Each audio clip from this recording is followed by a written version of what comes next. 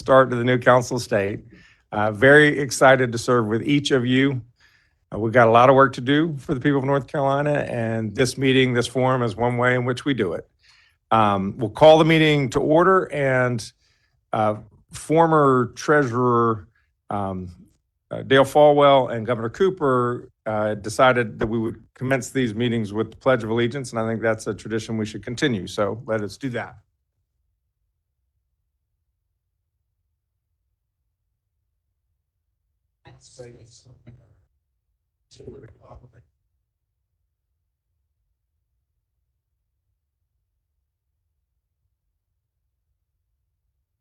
Thank you.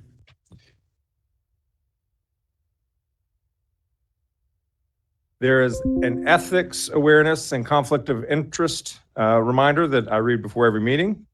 In accordance with the State Government Ethics Act, it is the duty of every council member to avoid both conflicts of interest and the appearances of conflict. If any council member has any known conflict of interest or is aware of facts that might create the appearance of such conflict with respect to any matters coming before the council today, please identify the conflict or the facts that might create the appearance of a conflict to ensure that any inappropriate participation in that matter may be avoided. If at any time any new matter raises a conflict during the meeting, please be sure to identify it at that time. Okay, we will then go to the minutes. Any members who were present in December make a motion for approval of the minutes from December 3rd. Secretary of State and Commissioner. All in favor, say aye. Aye. All opposed? The minutes are approved. Interest matters. Treasurer Briner.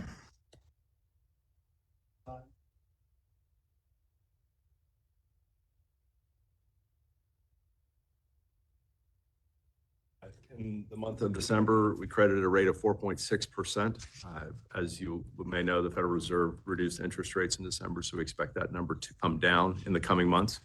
But this is the report. Any questions I'm happy to take. Thank you very much, Treasurer. Any questions for the Treasurer? Okay, we'll go on to fire insurance matters. Commissioner Causey. Thank you, Governor. On page 2, I have 3 items that need your approval to be paid.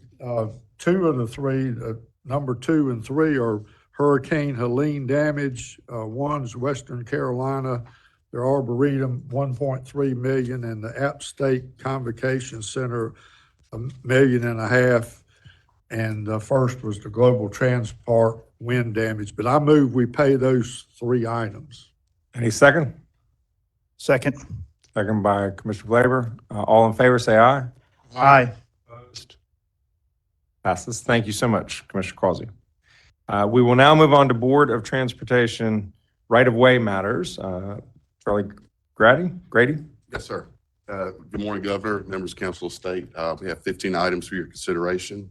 This morning, all items have been reviewed by the Chief Engineer and approved by the Board of Transportation and the Secretary for our resolution. I'll be happy to take any questions. And for those listening at home, these matters have been shared with the members of the Council of State well in advance of this meeting. They and their staff have had an opportunity to review it, have any questions answered beforehand. So don't be surprised if this goes a little quickly. But if there are any questions for Mr. Grady? Governor, I have a question. Yes, sir. Mr. Grady, as presented, there are several matters on the right-of-way agenda that appear as though we've paid more for those pieces of land and we are selling it for less than for which we paid. Now, not sure of exactly what the logistics are on that, but I'd like an explanation, if it's okay, on exactly what this means. Because as it appears, I mean, it may be that $652,000, for example, on item 3 was for a larger tract other than the 17 acres, and that we're selling a smaller part of the 17 acre for 427, or it may be that we paid 652 pursuant to a MAP Act settlement for 652 when we're actually selling it for a loss of about $230,000. So I'm just curious as to the logistics on that. And that would also go for the item number 7 on the right-of-way agenda. And it would also go as to item number 10. All three of those items were presented in a similar manner. Yes, sir. You were correct. Those were all parts, smaller parts of a larger MAP Act settlement. The department was the inverse combination filed against the department. So we bought a large swath of land for damages. That amount included the damages. Now that we've completed the Winston-Salem Beltway, these are the remainders. And these remainders are appraised and sold by the auctioneers. So just for clarification, is the parcel, was that particular part of the parcel purchased for 652 and sold for 427, or was it a larger parcel? Because quite frankly, it's unclear from the. Yes, it was the larger parcel was bought for the whole amount. That was the whole mother tract, for lack of a better term, that was bought in conjunction with those MAP Act settlements. Right, I figured there might be, it would be helpful if that was articulated Yes, sir. for the public, because as presented, it looks as though we're buying land and Yes, sir. selling it for less than what we paid Absolutely. for it in an appreciating market. Thank you. Thank you, Mr. Bullock. Any other questions? Not a question, but I have a point of information for folks. For those of you that are new, when this agenda comes out, my staff at the Secretary of State's office goes through this with every corporation, LLC, or other entity listed here for us to ascertain whether they are active and basically in good standing with the state of North Carolina. On those occasions where they aren't, or on those occasions where the name that is here in our materials is not the same as the name of the public record, we inform the various agencies that are involved. And most of the times they get worked out ahead of time, fixes get made on somebody else's end, or spelling corrections or name corrections get made here. So these are all vetted for the fact that they are entities recognized by the state of North Carolina and basically current active with their obligation to the state. Very helpful. Thank you, Secretary. Any other questions? Any motion? Move approval. Move approval. Second? Secretary, move approval by Commissioner of Agriculture, second by the Insurance Commissioner. All in favor, say aye. Aye. Any opposed? Okay, it's approved. Thank you so much.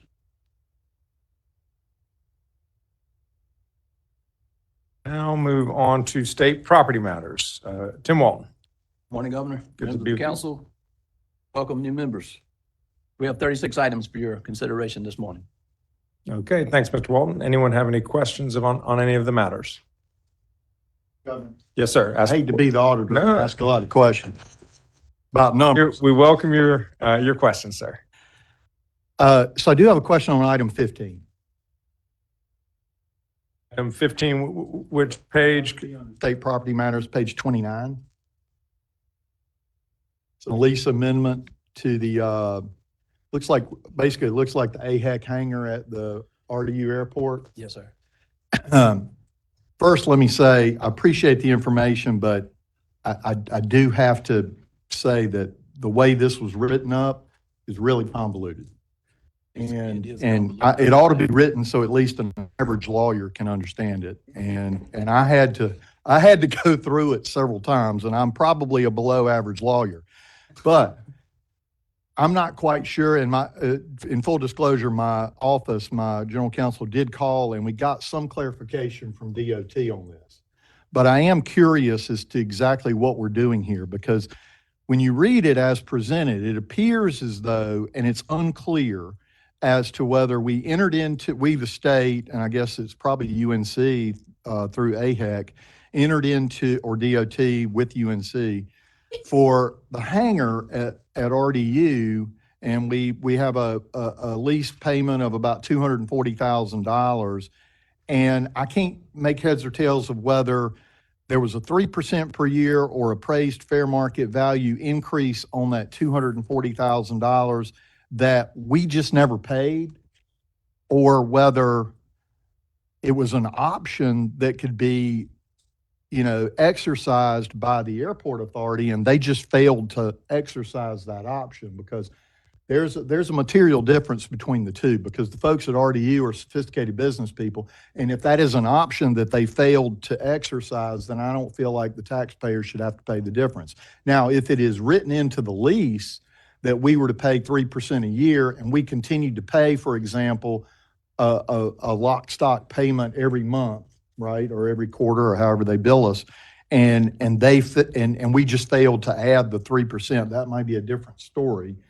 In any event, it appears we also have a lease to 2031, and I'm unsure why we need to amend the contract at this point if the contract itself goes through 2031.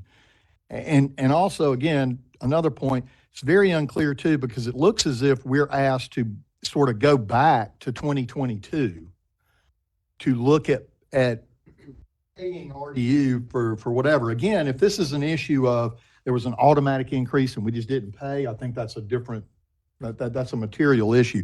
If it was an option and they failed to exercise the option, I'm unsure why we are sort of helping them do their job.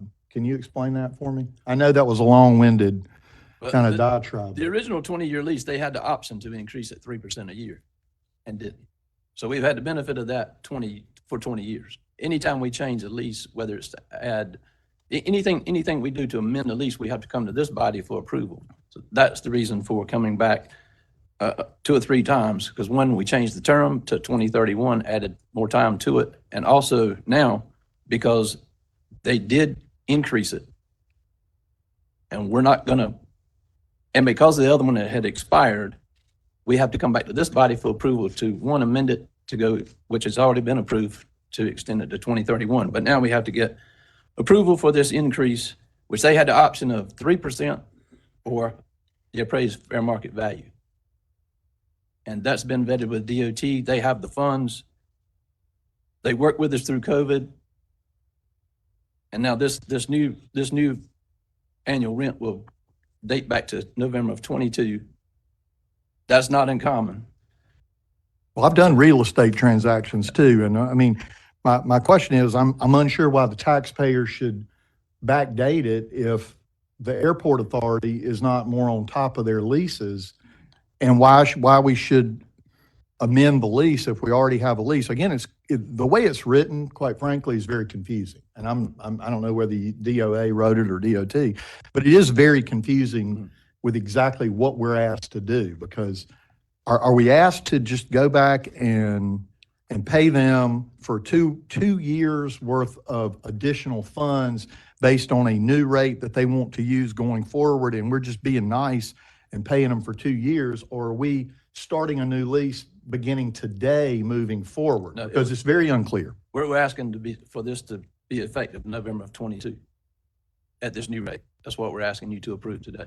Okay. Well, quite frankly, I can't approve that, because I'll be voting no on that. So I would ask that item be removed from the resolution and be considered separately, Governor, because I just don't think it's good business practice for us to go back and pay an authority that has professional management, top lawyers who could have been on top of this previously.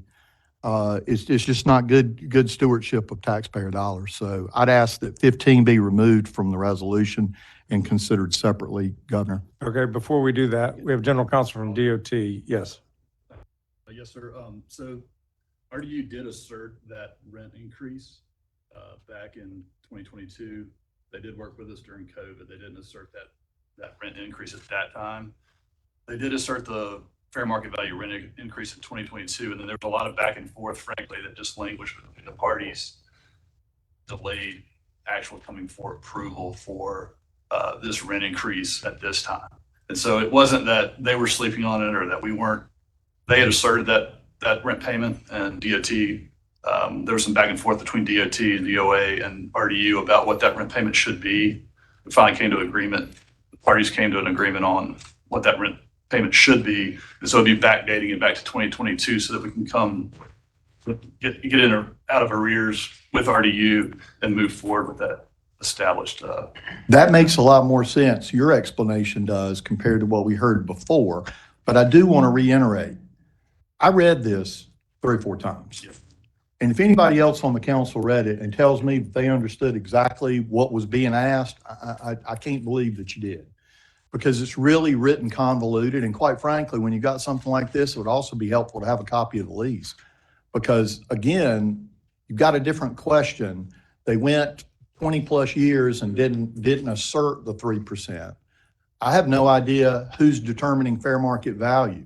Is that a unilateral decision from the airport authority, or is that decided between the parties? Is that was decided by the state? Because it's the greater of 3% or fair market value. And fair market value is a very vague term unless it's defined, and it's certainly not defined in my materials. Do you know the answer to that, whether they determine fair market value or we do, or is it a? Collab, I mean, I think they asserted it and then we reviewed it, and ultimately, I think our appraisals matched, kind of asserted that fair market value was. So there's some level of agreement on what that value would be. Got it. Now, is the term of the lease currently to 2/31? Yes, sir. Or it is? And are you asking us to extend that beyond 2/31, or are we, or No, what is it? Because again, it's unclear. No, sir, yeah, the lease would stay, that 2031 date would stay in place. This just increases the rent between now and that. Okay, so this is an option that the airport authority has to increase the rent, and they exercised it as of 2022, and there was back and forth, but with respect to, which was, I'm assuming, from what you said, there's back and forth between the airport authority and DOT on which was greater, 3% or the fair market Yeah. value, or some kind of discussion along Yeah. those lines? Okay. That makes much more sense.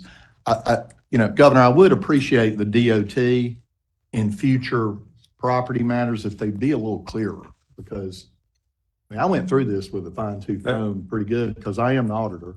And I think the people expect me to look at it, and it really is unclear. Yes, we all aspire to clarity, and I'm sure DOT will take that back and try to write things as clearly as possible. And then we all have the opportunity to ask DOT before the meetings, which is not to say that your questions are in any way. We did, we asked them, to your And- point, we did ask, we called DOT, and I got some clarity, but it was still a little bit fuzzy as to exactly what we're asked to do. So I appreciate the questions. I genuinely do. Okay, that in mind, any other questions on the DOT matters?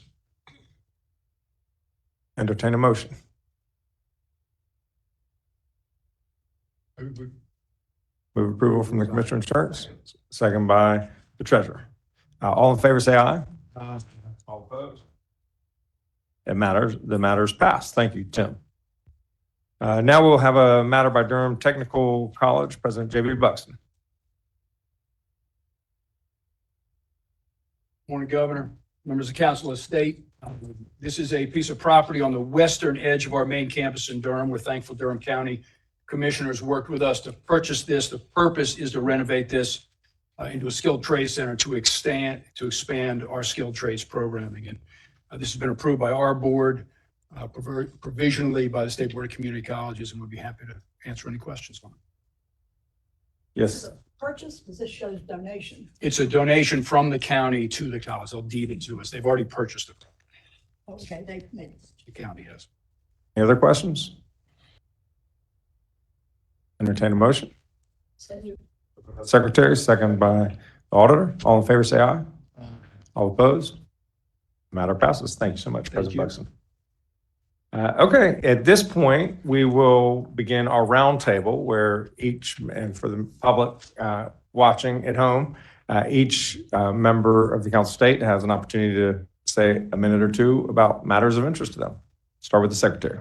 Thank you. Good morning, Governor Stein. I look forward to working with you, and thank you for your leadership and focus on Western North Carolina's recovery from the beginning of your administration. Thank you. The latest round of small business grants announced last week was welcome news, as many business owners continue to try to navigate recovering, reopening, or reinventing themselves, something they didn't anticipate having to do 6 months ago. Big news at the Secretary of State's office. We have done a multi-year revamping of our website and have increased significantly the kinds of transactions that can be conducted online. I will have to tell you, a total revamp of a web system is a scary process. The URL is still the same, sosnc.gov, and it's easier than ever to find what you need and file online. It was launched just a few weeks ago. The result of our work is not only a new look, but a faster, more intuitive, and user-friendly site that's easier than ever to navigate. Our site now has over 100 new fillable forms that you can easily file online. One key example is that people can now reinstate their business online for entities that have been administratively dissolved for one reason or another. Many times it's because they have not done their annual renewal. This process used to be exclusively paper-based until now, and we are thrilled that this process is going to be streamlined for North Carolina's business community.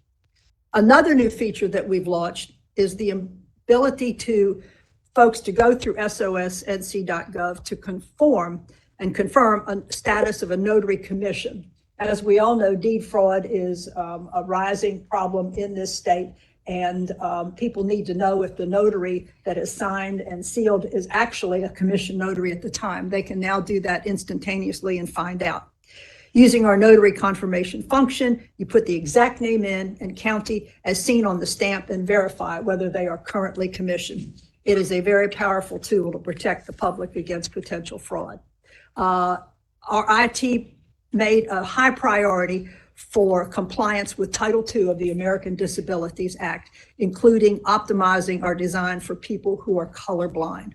We are now 85% compliant with ADA Title II, and we're told that that's a higher degree of compliance than any other state agency. So I'm throwing down the gauntlet, y'all. This now revamped website comes at a great time in February, so it's time to remind you that annual reports are right around the corner. You've heard me say this before. We look at it as a big mountain ahead of us covered with snow, and the snowball starts, and it keeps growing and getting larger as we get closer to April 15th. So we're getting ready. Governor Stein, to give you an idea of the growth of our business climate in North Carolina, I began as Secretary of State in '97, and it took 18 years for there to be 1 million businesses formed under my watch. It took only 8 years to reach that 2 million mark this past year. So we're pretty excited about that. So we're very glad to be serving this public annual reports. In 2019, there were a little bit less than 500,000. And in 2024, there was almost 750,000 being formed. So 56% growth in this area. Overall, the agency's workload has doubled since 2018. And Governor, you're fully aware the staffing and resources have not kept pace, but that's a longer conversation for another day. And I look forward to it. Governor Stein and the rest of our new Council of State colleagues, I look forward to working with all of you, and I'm only a telephone call away. Thank you. Secretary, thank you so much. Commissioner Troxel. Governor, I want to welcome all our new members to the Council of State and to government, and thank you for the decision you made to go into public service. After 20 years, I can tell you that I have no regrets that I made this decision and enjoyed the work we've been able to do. And I can tell you there's no more better self-satisfaction than helping people, and that's what we're here to do. I do want to introduce Tristan Reynolds, who was a student at Elon Law School, a Navy veteran. He's actually worked at a nuclear power plant. He's originally from upstate New York, and he lives in Greensboro now. He is going to be a legal intern with us now for a while, and with all the things we've got going, that is much welcome. It is a busy time in ag. Last week we completed the Flavors of Carolina show in Greensboro, a huge success, and actually had buyers here from abroad and had people from Moldova here selling wine as part of the National Guard's program with partnerships with these other countries. We also have had 2 outbreaks of high-path avian influenza in North Carolina. The Rose Hill, one of the largest egg production facilities on the East Coast. We have taken care of that, and hopefully they'll be back in business shortly. We've also had high path on 2 turkey farms in eastern North Carolina. We've had wildfires in McDowell County, and we have the farm show coming up this week. And I would invite all of you to come out Thursday morning at 9:30 for the Ag Forum, and we will discuss what has gone on with the disasters what we need to do going forward and a peek at the future economically for ag. So a lot of information. Come on out and join us. It's always a very informative time. And our first priority, though, Governor, is to work with you and the legislature and the Congress and the White House and get the resources that we need to get farmers back in business this year. It's been a tough time, and we had probably the worst production year last year that we've had in decades. So we got a lot of work to do and in a short period of time.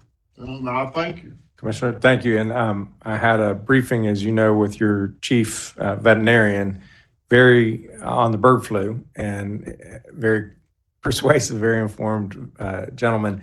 And the one thing I came away with it is this is very contagious bird to bird, but it's not contagious human to human. And there's a little worry about bird to human for people who work at the chicken farms and turkey farms, but we don't have evidence of that happening here in North Carolina. But in terms of the public out there, the real fear of any virus is when it spreads human to human, and that does not appear to be the worry with bird flu at this point. I can truthfully say, I think North Carolina is probably the most prepared state in the nation to handle these animal diseases. And we do have to be careful with the workers that go in to depop these operations. But we've had no outbreaks in humans in North Carolina, and we intend to keep it that way. Thank you very much, And the Commissioner. food supply is safe. Cook your chicken. That's pretty basic. Just cook your chicken. Treasurer Bronner. Thank you. Morning, Governor Stein, all my distinguished colleagues on the Council of State. It's an honor to serve alongside you. I'm looking forward to making our state even greater together. I'll look forward to working with each of you and stand ready to provide financial expertise however we can in the coming years. If you'll indulge me for a minute, though, I want to provide a little financial history of our state. So it'll be front of mind as you consider your areas of responsibility and advocate for your priorities with the General Assembly. It'll also help frame some of the challenges we face at the Department of State Treasurer. North Carolina has, for many years, been a fiscally conservative state. It's served us extremely well. We're one of 15 AAA states and enjoy some of the lowest borrowing costs in the country as a result. Up until the year 2000, the state carried almost no debt. After the passage of the largest higher education bond issue in the history of the United States in 2000, we entered a very different chapter financially. Debt servicing costs ballooned. We conceived of the Debt Affordability Advisory Commission in 2004 as a result. It's a committee whose sole task remains is to advise the state on how much debt it can reasonably incur. In 2004, though, we had no pension deficit. In fact, we didn't even have a required contribution into the pension fund in 2004. If we did have a liability associated with the state health plan back then, nobody even knew it. Much progress has been made financially in the state in the last 15 years in paring back some of that state debt and building reserves, but the pension and the healthcare liabilities have only grown. I bring this up as the Debt Affordability Commission released its annual report yesterday. For those who are financially minded, it makes for compelling reading.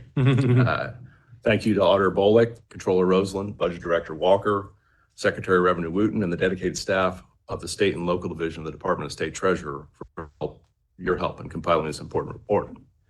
The spoiler alert is this, though. While our level of traditional debt remains very modest, the debts or liabilities that we shoulder as it relates to our pension plans and our state health plan are a multiple of our state budget now. The state contributed $3.3 billion into the teachers' retirement fund alone last year, and over $4 billion into the state health plan. Those twin challenges are what we face at the Department of State Treasurer, and I'll look forward to your support in being sure we develop a long-term plan to ensure that they do not become the only funding priorities of our state. Speaking of funding priorities of the state, I'd like to give you an update on the recently enacted cash flow lending program for the Helene ravaged portion of our state. As you know, Senate Bill 382 was passed in late December over the governor's veto to allow material relief to the western part of the state.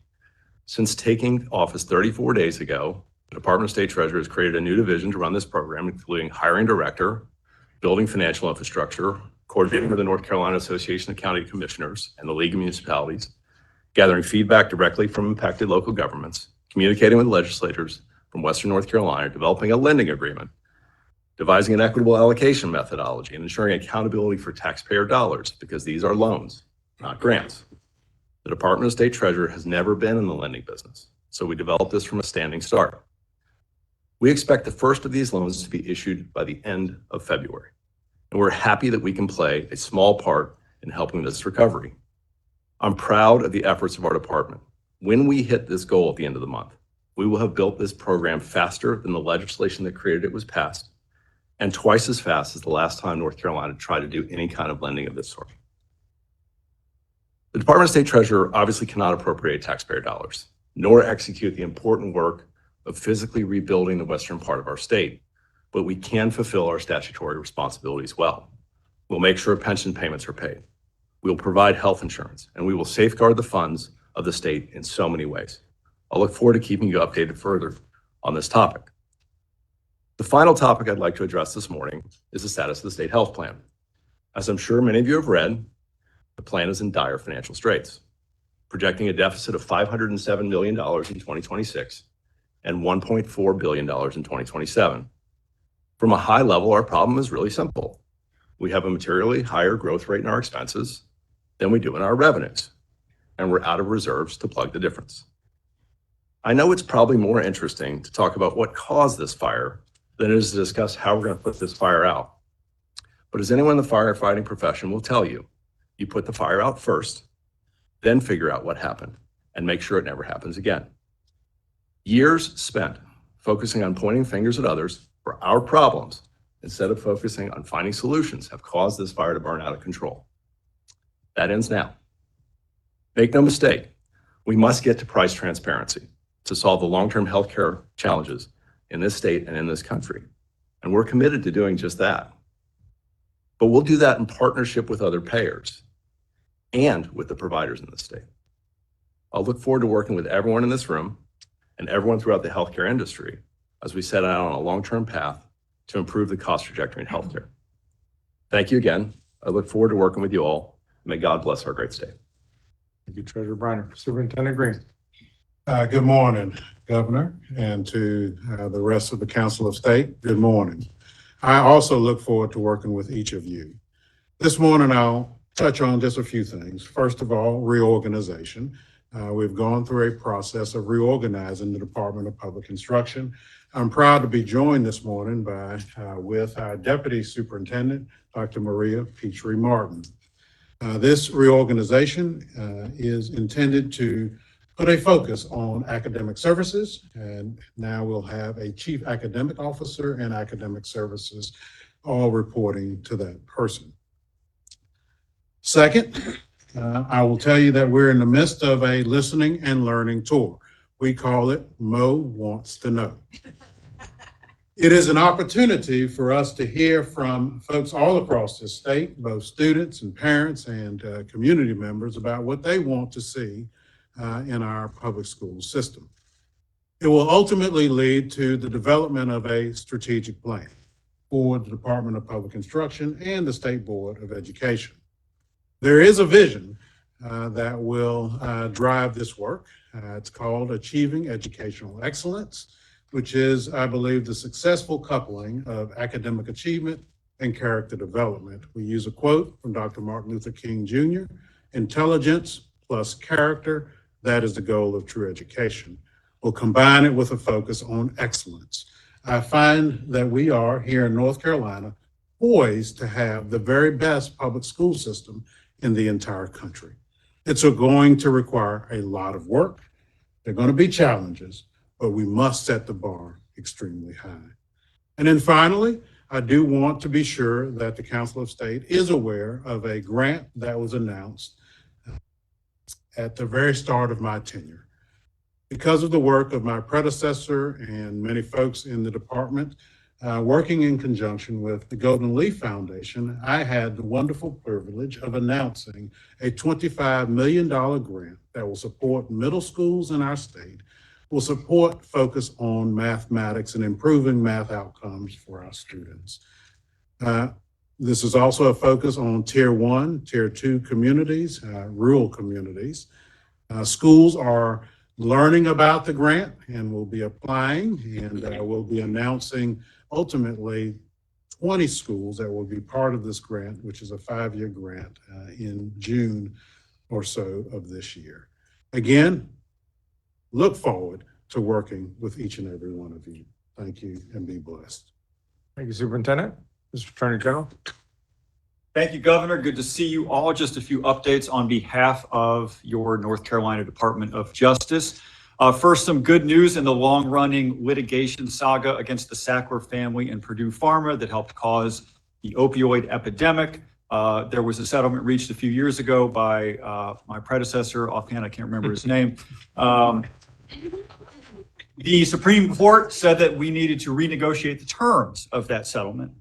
We have done that, and we've done that in a way that will mean an extra $150 million for the state of North Carolina, overwhelmingly going to individual counties and cities to be dedicated toward efforts to mitigate the impact of the opioid epidemic, but also prevent the next generation of young people from becoming addicted. That is good news for the state. By the way, the bulk of those funds to be spent over the next few years.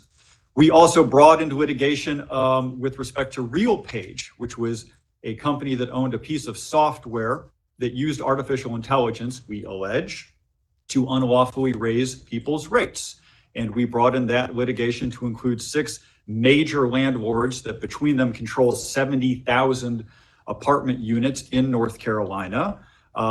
Just enormous shares, particularly in the Research Triangle area, roughly 1/3 of all the 1- and 2-bedroom apartments controlled by landlords that use this artificial intelligence software. Same in the Charlotte metro area, roughly 1/3.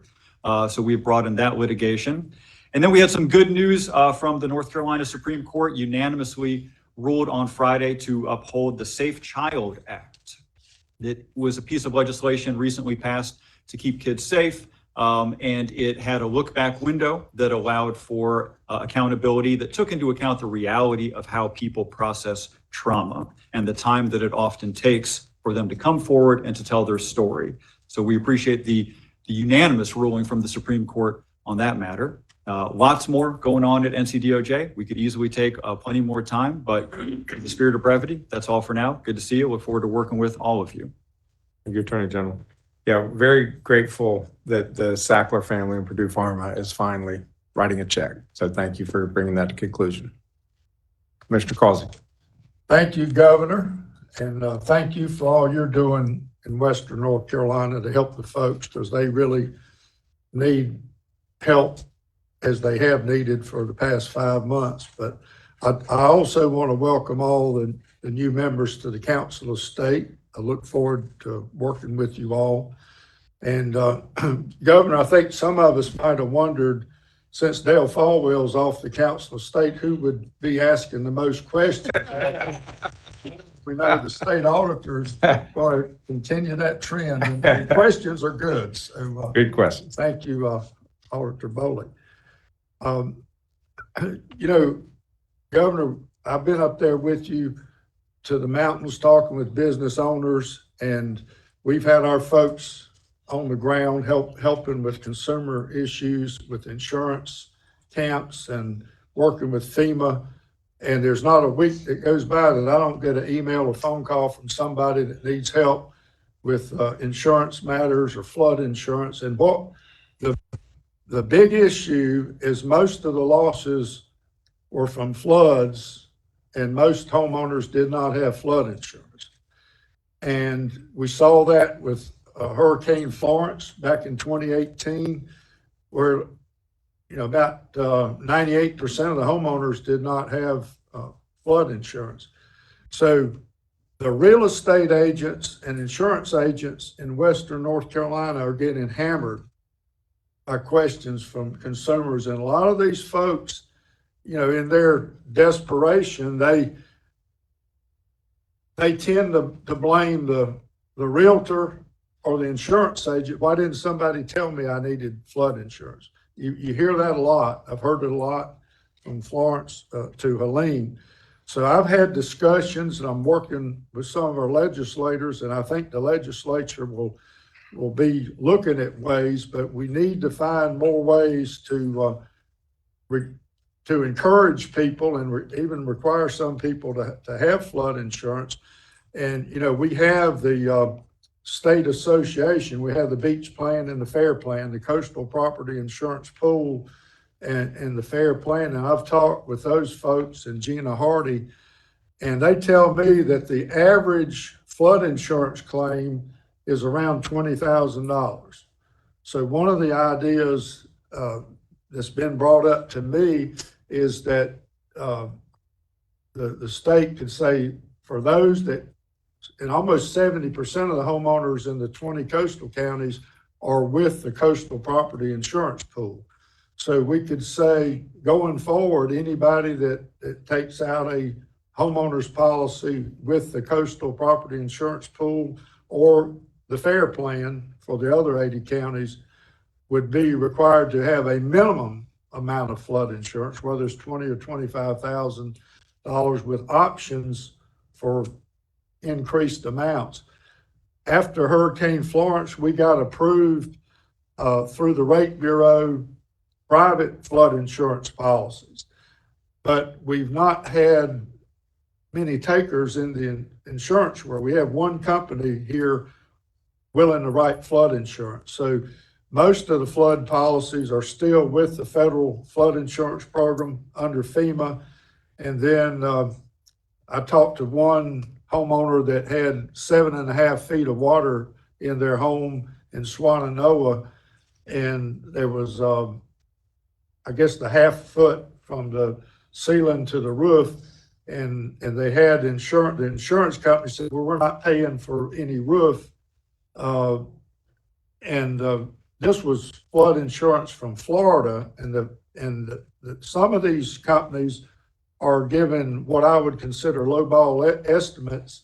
So, you know, we have to go out and work with Florida, the regulators in Florida, to try to get settlement. But Swannanoa had told his family, if you rebuild on this same site, you're going to have to rebuild this house 14 feet off the ground. And the homeowner saying that's just not feasible for us. So there's a lot of issues, and especially the ones with the private bridges and driveways that are washed away.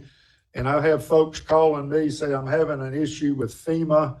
And so I appreciate your effort to try to get more funding to cover those things. And I've got a lot of other things I could talk about, but I'll save that for next time. Thank you, Governor. Commissioner, thank you. Mr. Farley. Governor, thank you so much. What an honor to be sitting around this table. I'm not even 40 years old, and I am sitting around with folks who... Old people. Yeah. And people I had only read about in a newspaper up until about a month ago. Watch your knees. It's a great honor for me. Let me tell you that people keep asking me, how do you like being labor commissioner? And I say, it is the best job I have ever had. I get up every day, and the only thing I have to focus on is serving the workers and the people in North Carolina. And that is incredibly energizing, and I love doing it. So to the people in North Carolina, thank you for allowing me to sit around this table with these other fine public servants. I want to echo what I've heard, I think, from pretty much everybody, that we are all looking forward to working together.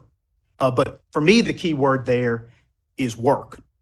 We have a lot of work to do on the Council of State. And I want to raise just one thing, Governor, that is a little concerning to me, which is that I believe we only have 6 meetings scheduled for this year. I understand that the prior practice for a very long time was that we would meet monthly. I would like to see us go back to that if that's possible, because I think there's a lot of work that we need to be doing, and we need to be meeting monthly to get that taken care of. So I would ask you to consider that. Okay. And as a key example, one of the things we did today from Commissioner Causey was approve the disbursement of insurance proceeds for Hurricane Helene. By my math, about $3 million. One claim we were paying to Western Carolina, another claim to App State. And so if these agendas are going to include things that help speed up Hurricane Helene recovery, like paying out insurance proceeds, I don't see a reason that we should be getting to that only every other month. In fact, this is probably something we should have had a meeting about last month as soon as we were all sworn in. So as Labor Commissioner, I feel like I'm obligated to encourage us all to work and get to work. and make the most of these opportunities that we have instead of getting together just every other month. I will say too that even if we do get together every other month, I think we're going to need more time to look at these agendas, because if we meet half as often, the agendas will be twice as big. 1 week to look at an agenda may kind of allow us to get some questions answered, because I too am looking at these with a fine tooth comb. I'm not quite at an auditor level, but it does stand out to me, for instance, when we're selling something for less than we paid for it. And so I would like to encourage us to go back to a regular meeting schedule. I understand that was the practice for many years, and think the people who sent us here to sit around this table, we owe it to them to be working for them as hard as they are out there working. And so I encourage us to go back to a monthly meeting, Governor. Auditor Bullock. Thank you, Governor. And again, I would echo Commissioner Farley that I'm really sort of honored to be here. A new old guy. You know, my 14-year-old who, if you saw my TV commercials, you saw him in the TV commercial. He said to me, when I explained to him about showing up for work the first day, he said, well, Dad, you're like the Santa Claus movie. And those of you who remember the Tim Allen, the Santa Claus, you know, you put the suit on, so you're the boss, right? And so, and I say that because one of the great blessings that I have experienced in my office is walking in to a dedicated staff of civil servants who, quite frankly, I'm not sure they 100% care who is in the corner office. What they're interested in doing is serving the people of North Carolina, holding government accountable at all levels, and really doing a fantastic job on behalf of the taxpayers. So I'm very blessed to have a dedicated team with a lot of experience, and we're adding to that team daily. At the auditor's office, we are developing a strategic plan. I've mentioned that to the governor, and we've talked a little bit about that. I also want to thank members of of the Council of State for their assistance with my agency when we do audits. I appreciate your cooperation. I've talked to many of you about that, and have already begun working with the treasurer. A couple plans. It's a statutory requirement that when a new treasurer enters office, that the state auditor does a complete financial audit of the treasury. And so we've begun that work, and we're helping the state treasurer with a look back at the state health plan. And so we look forward to working with you, Treasurer Briner, on that project. And really want to thank you, Governor, as we work together on monitoring and an audit basis the funds expended in Western North Carolina, so that we can keep a true account and not get in a situation where 6 years from now we're asking, where'd the money go? And so I appreciate your office's assistance with working with my office to accomplish that goal. 1-800-730-TIPS, TIPS, 8477. That's the hotline. If anyone has any issues that they think ought to be looked at by the state auditor in a state agency or municipality, feel free to call and we'll respond to you in short order. Again, I look forward to working with every one of you. Thank you. Auditor Bullock, thank you so much. Governor Hunt. Thank you, Governor Stein, and thank you for your leadership of our state already through several winter storms and the ongoing recovery in Western North Carolina.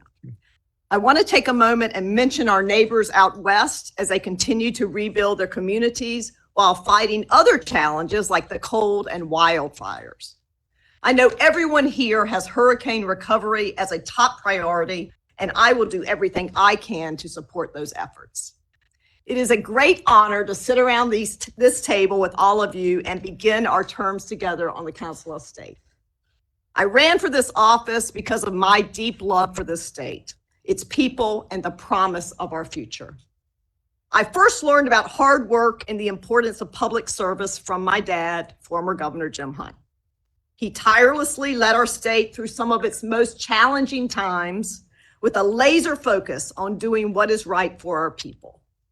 He always believed in the power of public education and its role in setting our state up for success. And still today, North Carolina's future is bright, but we have to make sure we are prepared for it. We have to make sure North Carolina is future ready. A future ready North Carolina calls for people who are hardworking, capable, and trained for all the high-tech and exciting jobs that are coming to our communities. Our people are definitely hardworking. There's no doubt about that. But we have to make sure they are capable of taking on these new jobs and train for them too. Capable means parents who are able to go to work knowing their children are taken care of and supported. A major challenge for our growing workforce is access to affordable childcare. According to the North Carolina Chamber, the childcare crisis is already pushing 25% of young parents to leave the workforce. More than 35% of parents to turn down new job opportunities, and 60% of parents are outright missing work. Trained workers mean people who have learned new skills and can take on all of the exciting new jobs coming to our state.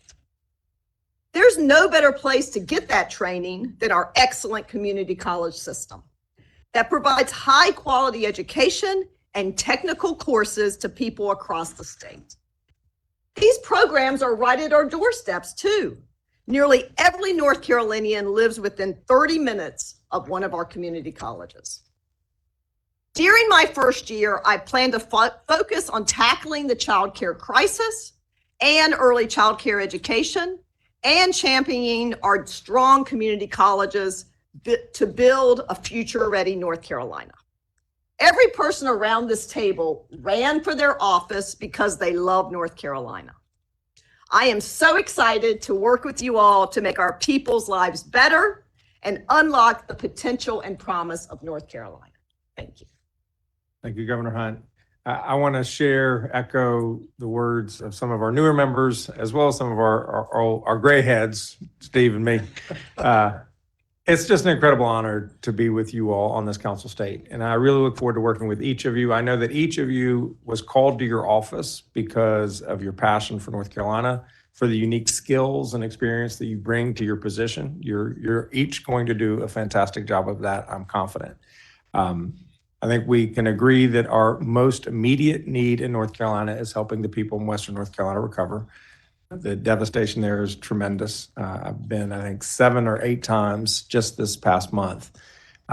We've announced standing up a program on temporary trailers to try to help people be on their property safe and warm.